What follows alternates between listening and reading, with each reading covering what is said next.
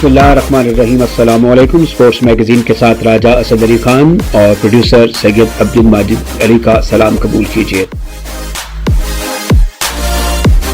आज हरारे में पाकिस्तान गैर मुतवक्को तौर पर कमजोर जिम्बाब्वे टीम से 19 रन से हार गया।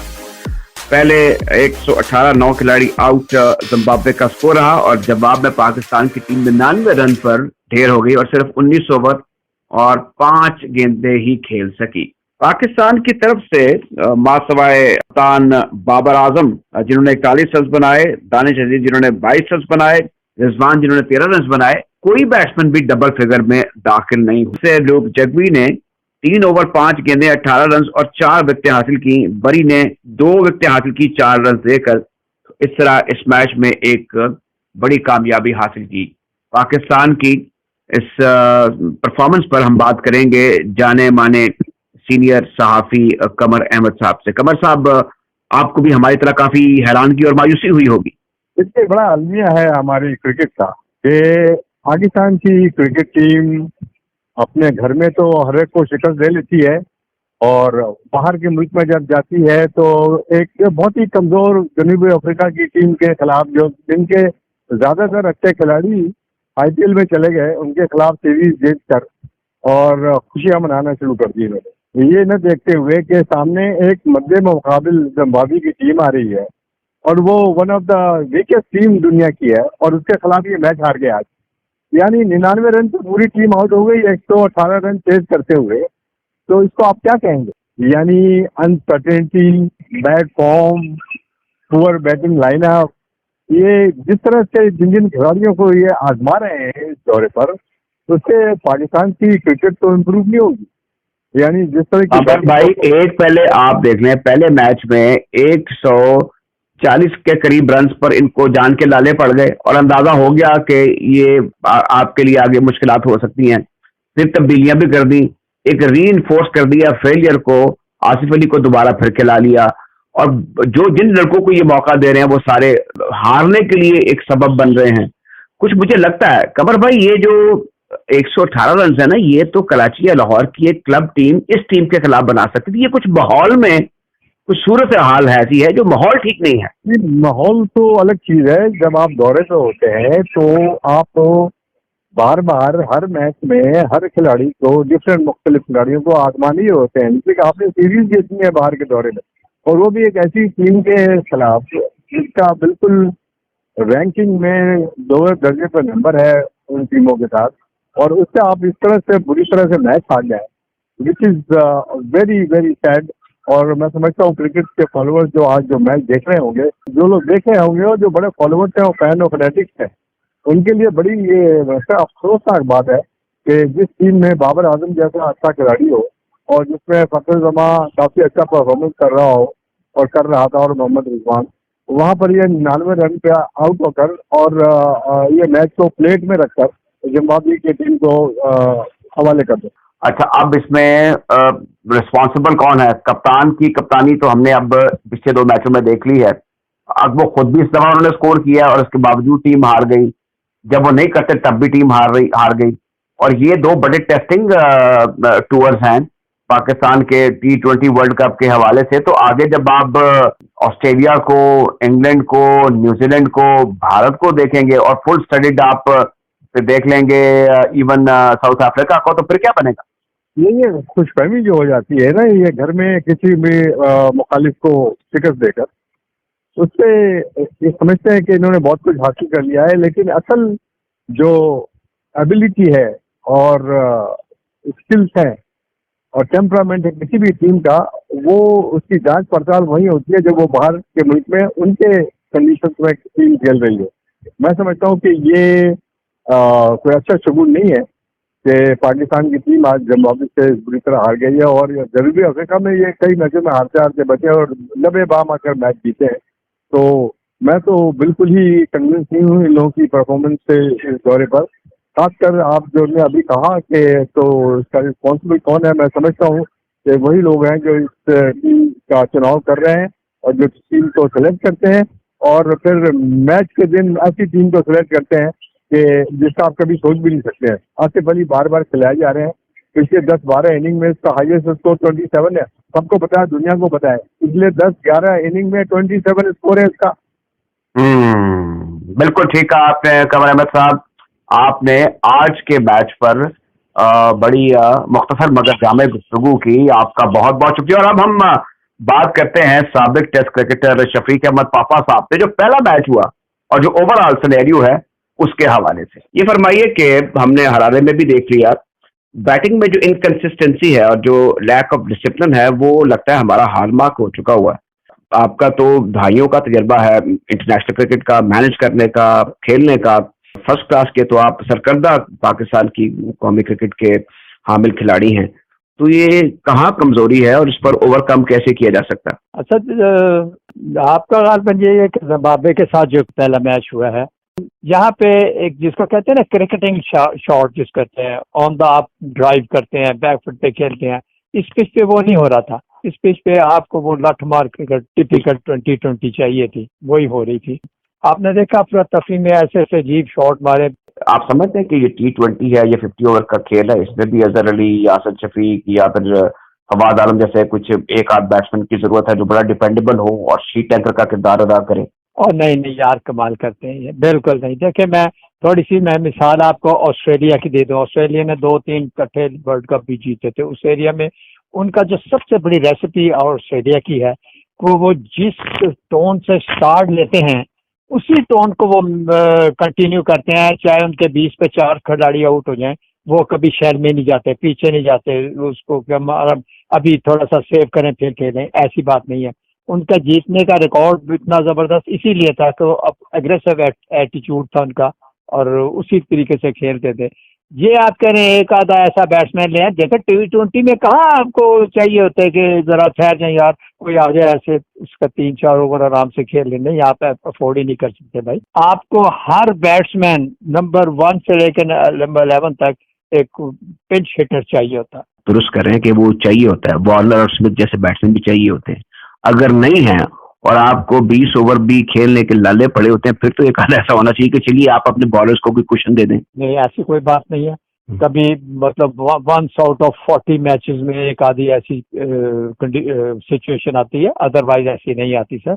आपको अगर 3-4 ओवर भी मिले हैं, आप उसमें मैक्सिमम एक्सर्ट करें और अपने रन रेट को जो कम से कम 10 रन पर ओवर से ऊपर लेके जाए, फिर ही बात बनती है। या आपने जिन प्लेयर्स का नाम दिया वो वनडे या टेस्ट क्रिकेट के लिए बेहतर है, नॉट फॉर T20। जो इम्पोर्टेंट चीज है वो हमारे फुकदान है नए टैलेंट का। हैदर पे बड़ी तवक्को थी, दानिश खेले, उनको मौका दिया गया, वो भी कोई असर नहीं दिखा सके।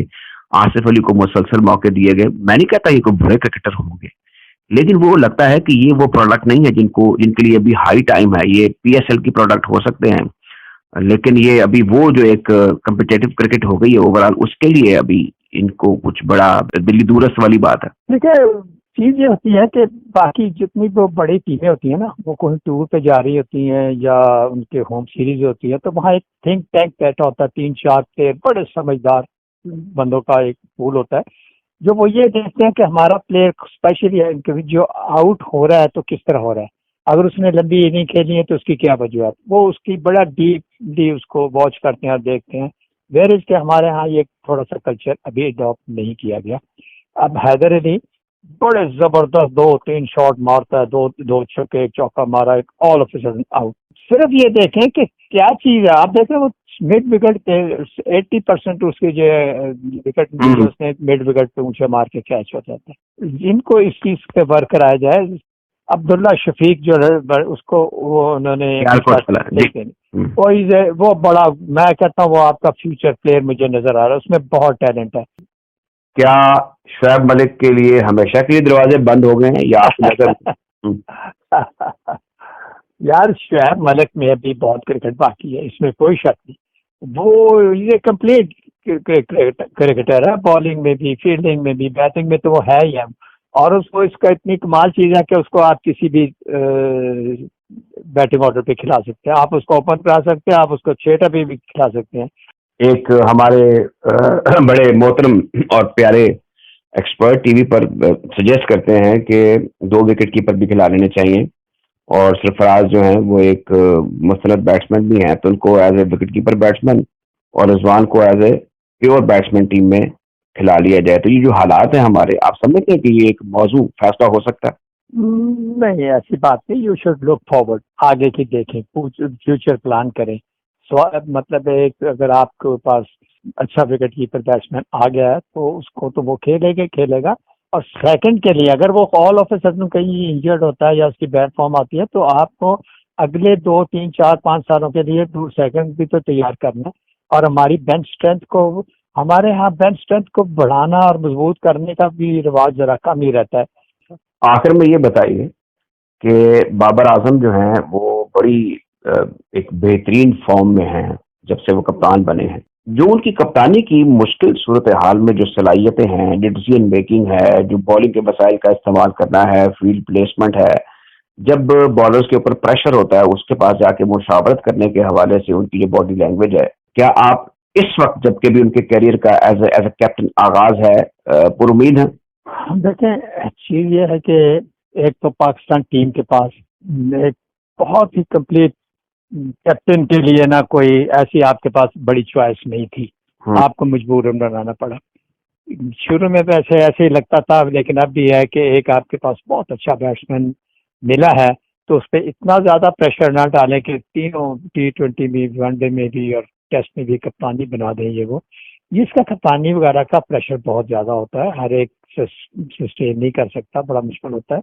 लेकिन अब वो बन गया, लेकिन उसने हर मैच पे मैच ही इम्प्रूविंग, उसका कॉन्फिडेंस बढ़ता जा रहा है, वो अच्छे तरीके से, उसका बॉडी लैंग्वेज भी बता रहा है कि वो पहले से बेहतर होता चला जा रहा है। बहुत बहुत शुक्रिया जनाब शफीक अहमद साहब। शुक्रिया, मेहरबानी। ये थे जनाब शफीक अहमद पापा। और अब पाकिस्तान हॉकी फेडरेशन के ज़रिए तमाम कोविड-19 की मौजूदा सूरत हाल में खेल के हवाले से क्या सरगर्मियां हैं, head coach Olympian Khwaja Junaid से गुफ्तगू करते हैं। हम दो खेलों को बड़ा अपना एक शो पीस इवेंट समझते हैं, और वो एक हॉकी और दूसरा क्रिकेट है। क्रिकेट में बवजह उसको एक्सपोजर मिलता रहता है। हॉकी हमारे दिल के बड़े करीब है और जाहिर है कि हमारा कौमी खेल भी है। इसकी खबरें जो हैं वो ना छोटी और ना बड़ी आवाम तक उस तसलसल के साथ नहीं पहुंचती जिस तरह उनको पहुंचना चाहिए। हम जानते हैं कि कराची और लाहौर में पाकिस्तान हॉकी फेडरेशन के जरिए तमाम कुछ सरगर्मियां हो रही हैं। एक तो पहले जरा उनका अहवाल बता दीजिए, फिर दूसरा ये बताइए कि ये खेल भी किस तरीके से कोरोना से मुतासिर हुआ है, और पाकिस्तान हॉकी फेडरेशन और आप बजाते खुद इस सिलसिले में क्या तहरीक या क्या सरगर्मी पैदा करने की कोशिश कर रहे हैं? जी बहुत शुक्रिया राहिद साहब। अल्हम्दुलिल्लाह इस वक्त मैं समझता हूँ कि पाकिस्तान जूनियर्स का जो कैंप है ढाका में, जून में एशिया कप में पार्टिसिपेट करना है और उसकी तैयारी के लिए वहाँ पर कैंप जारी है। इसके साथ ही मैं ये भी कहना चाहूँगा कि जैसे आप देख रहे हैं कि पैंडेमिक है इस वक्त, कोविड-19 की वजह से जो खेलों के मैदान है ये खासतौर पर पंजाब में बिल्कुल इस वक्त बंद है, और उसकी वजह से तमाम खेल ही मुतासिर हुए हैं। ग्लोबली इस वक्त क्या सूरत हाल है? जो बड़े पावर हाउस हैं हॉकी के, जिसमें जर्मनी है, जापान भी दाखिल हो चुका हुआ है, इंग्लैंड है, अर्जेंटाइन है, स्पेन है, हॉलैंड है, ये वो ममालिक हैं जहां पर हॉकी बड़ी ऑर्गेनाइज है। वहां पर क्या सूरत हाल है? वो किस तरीके से नब्ज़ आज़मा हो रहे हैं और उन्होंने अपने इस खेल में दम खम और किसी हद तक सरगर्मी को जारी रखा हुआ है? नो डाउट FIH ने इस वक्त एक इवेंट है जिसको हम प्रो हॉकी लीग कहते हैं, जिसमें वर्ल्ड की टॉप 8 टीम्स पार्टिसिपेट करती हैं। वो इवेंट जारी है और इस वक्त वो होम एंड अवे बेस के ऊपर खेला जा रहा है, जिसमें पिछले तकरीबन 2 माह से मैचेस हो रहे हैं। क्रिकेट का क्योंकि हमारा ज्यादा ताल्लुक इस खेल से है, वैसे तो सॉकर में भी हम एक एफिलिएटेड मेंबर हैं और हमें लुक आफ्टर करता है जो फीफा है, जो इंटरनेशनल हॉकी फेडरेशन जो है वो उन खतूत पर कोई तवज्जो दे रही है कि इसको मार्केटाइज किया जाए हॉकी को, और जो एक ग्लोबल बॉडी है वो इतनी रिच हो जैसे ICC है या फीफा है, जो ममालिक जहां वसाइल कम है उनको फंडिंग कर सके और उनको सूरत हाल से वक्ती तौर पर या आप कहने के मुकम्मल तौर पर उस सूरत हाल से निकाले। बिल्कुल आपने बड़ा अच्छी बात किया है कि किसी गेम को भी बड़ा करने के लिए उसमें आपको इन्वेस्टर्स चाहिए होते हैं। उसमें आपको जो कि अपना, जैसे मैं नाम लूंगा कैरी पैकर जी, तो अगर कैरी पैकर स्टिल वो 8-10 ममालिक खेल रहे हैं, लेकिन तो प्लेयर्स को मैं समझता हूँ कि इतना मतलब फोकस कर दिया और इनको कि आज आप देख रहे हैं कि पूरी दुनिया में इसका 2 बिलियन से ज्यादा की व्यूअरशिप है। तो इसी तरह हॉकी जो है ये एक फुटबॉल के तर्ज की गेम है। Basketball and hockey and football, ये 3 खेलें ऐसी हैं जिनके आपस में समझता हूँ कि चीजें बहुत ज्यादा मिलती हैं।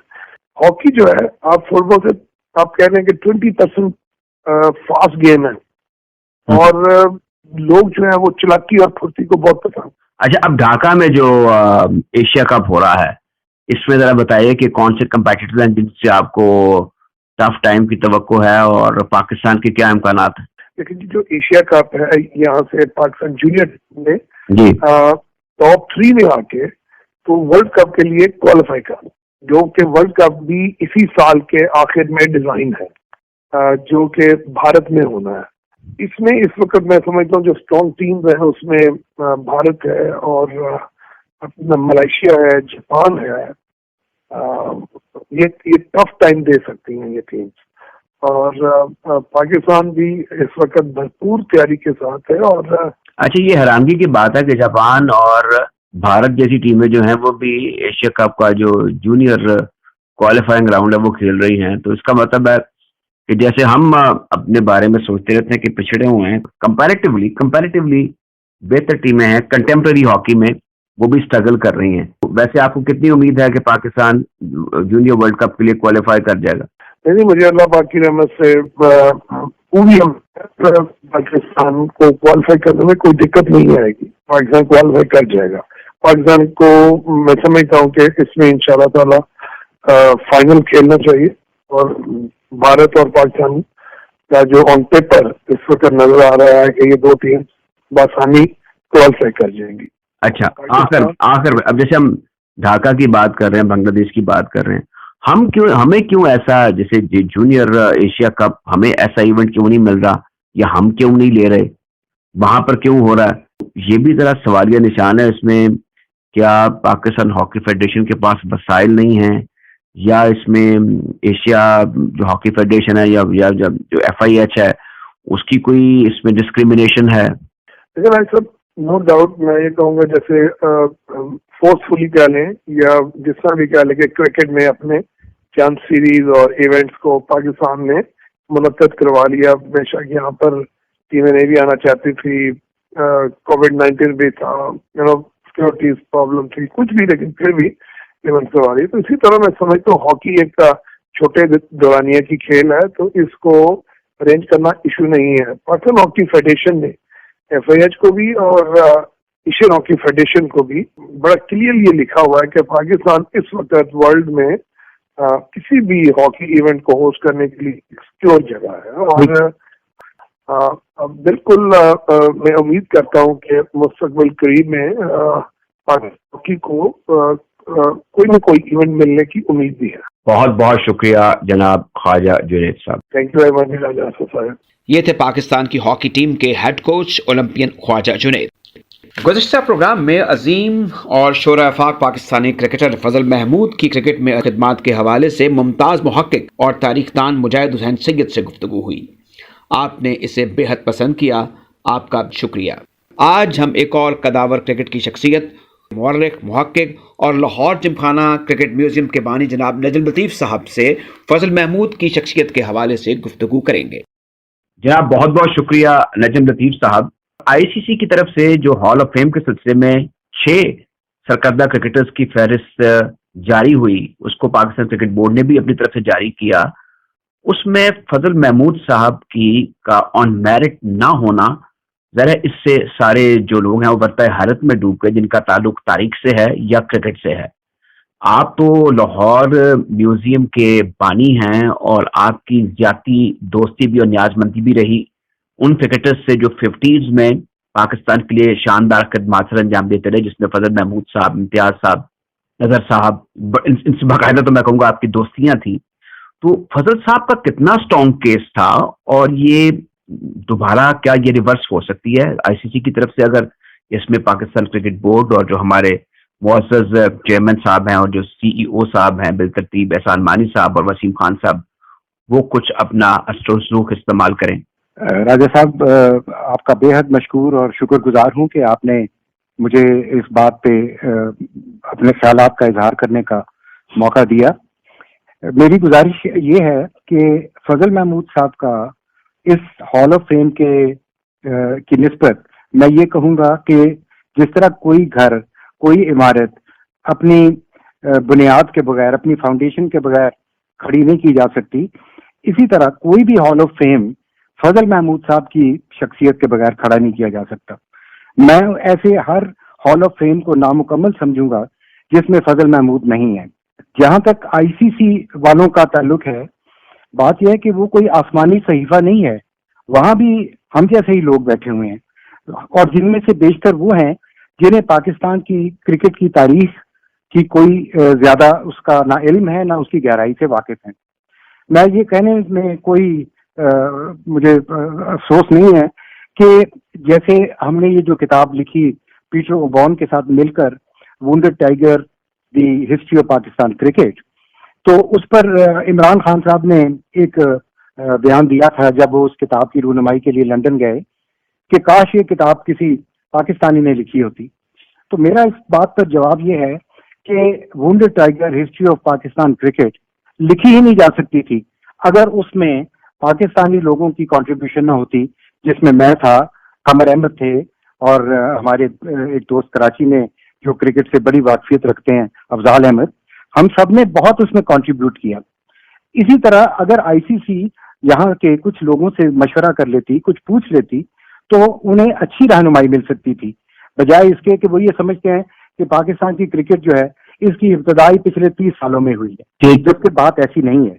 मैं समझता हूँ कि बिसाइड पाकिस्तान, उनकी ज़ाहिर है कि पाकिस्तान बनने से पहले छाप थी इंडियन क्रिकेट पर, फिर एक ग्लोबल क्रिकेट पर छाप थी। अब मुझे ये समझ में नहीं आ रही कि हम हमारे चुनिंदा किस्म के हीरोज हैं, तो अगर हम लोग या इदारे जिसमें पाकिस्तान क्रिकेट बोर्ड भी शामिल है, हम कोई उनके खिलाफ मुहिम जोई नहीं कर रहे या उन पर खुदा न खासा नाजायज कोई नुक्ताचीनी नहीं करना चाहते, एक मुदब्बराना सी एक गुजारिश है कि क्या ये जो सूरत हाल है ये रिवर्स हो सकती है और फजल साहब का नाम दोबारा आ सकता है।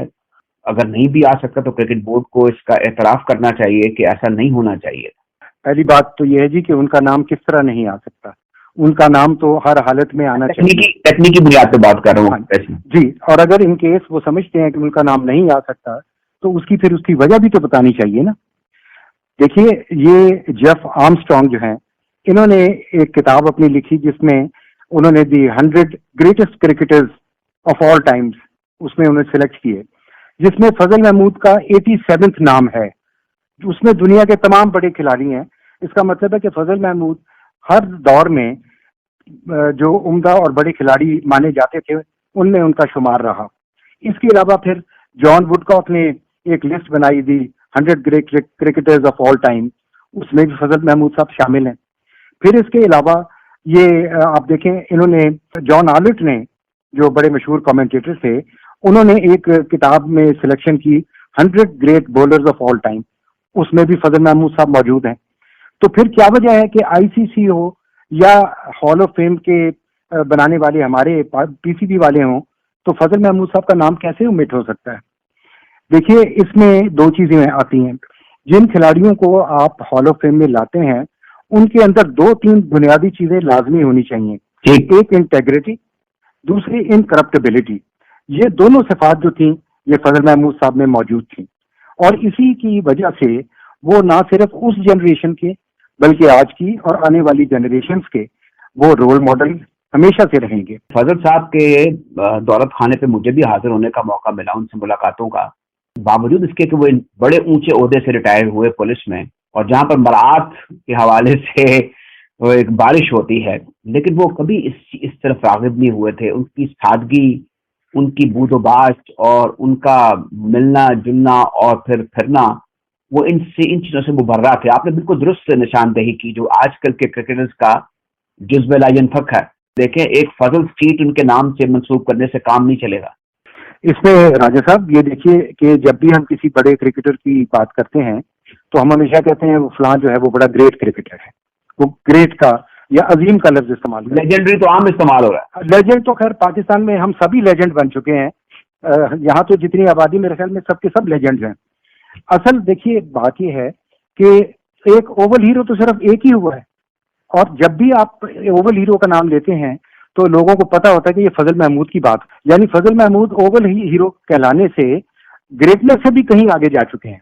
उन्होंने जिस तरीके से ओवल में ये अपनी धाक बिठाई, और उसके एतराफ में जब वहाँ ओवल ग्राउंड वालों ने वहाँ पे एक कमरा जो उनके नाम से मंसूब किया, जिसका नाम फजल महमूद रूम बनाया गया, फिर उसके लिए यहाँ पे पाकिस्तान से क्रिकेट बोर्ड वालों ने एक पेंटिंग बनवाई। एक जैदी साहब थे यहाँ पे फाइन आर्ट्स डिपार्टमेंट में, तो जिन्होंने कभी फजल साहब से मुलाकात नहीं की थी, लेकिन उन्होंने उनकी तस्वीरें देखकर उनकी एक पेंटिंग बना दी, और उस पेंटिंग में बजाय इसके कि फजल महमूद साहब के दौर का क्रिकेट स्वेटर होता, वो नए दौर का स्वेटर बना दिया। तो मैंने फिर उस चीज को मैंने पॉइंट आउट किया। फजल महमूद साहब की बेटी वहां से शाइस्ता इस्लामाबाद से लाहौर आई, तो हम दोनों जाके जैदी साहब से मिले।